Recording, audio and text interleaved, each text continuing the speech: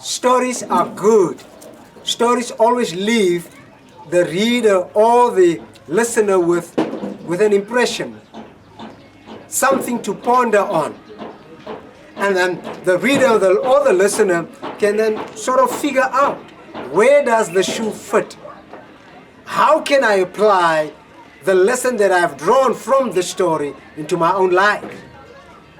I know we are in Mark chapter 5 verses 27 and 28, and we are on episode number 6.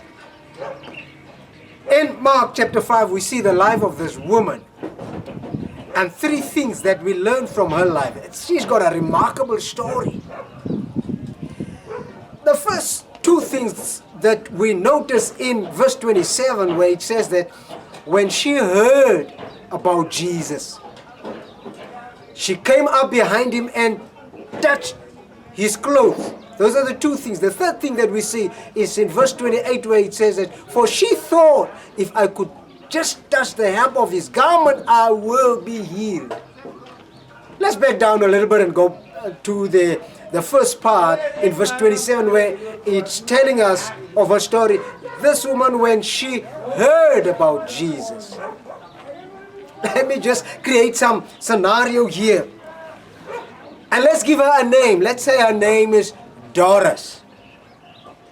So, and Doris heard about Jesus. Remember, we talked about in the last episode how she suffered for 12 long years and she couldn't find a cure for the disease that she was suffering from. And remember that we said that her situation just grew worse. Now here in verse 27, her story continues. She heard about Jesus. Maybe there was a neighbor or friend who came along, who knew about her situation, understood her story, and brought her some news, exciting news. And the neighbor said to her, Auntie Doris, have you heard about the young evangelist that's in town? Young evangelist in town? We have a preacher around here? Yes, we have a preacher. He's been preaching the past 3-4 nights. And I've heard remarkable things. They tell of you remember, Aunt Doris, do you remember blind Bartholomew? Yes, I remember him. What about him? Well, he went to one of the meetings where this young evangelist was preaching.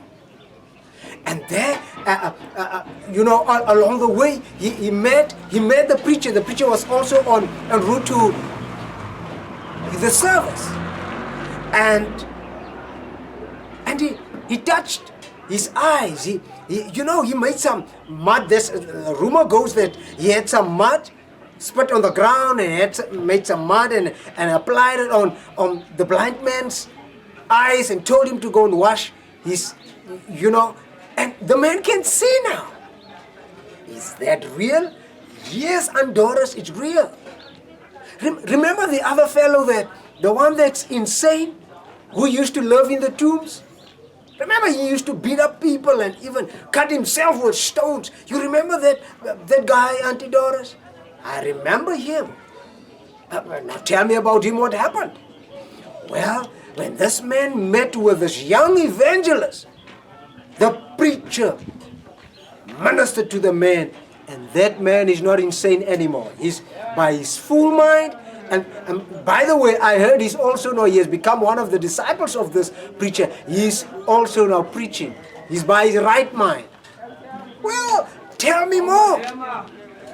Auntie Doris, this man is, you have heard about, Jairus' daughter? I've heard something about it. No, I need to go and figure out or meet this man myself. That's right, Auntie Doris. That's why I came all the way to tell you of the good news and to invite you to the meetings. Are you interested? Would you like to go? What kind of a question is that? Of course I'm interested. I'm going to go tonight. I'm going to go and check out this preacher myself. What is his name? What did you say his name is? Well, Aunt Doris, his name is Jesus. Jesus? The Nazarene? Yes, Aunt Doris. He's the man, and he's been healing people. Many people are following him. They've become his disciples, and they say the things that he's preaching about, wonderful things.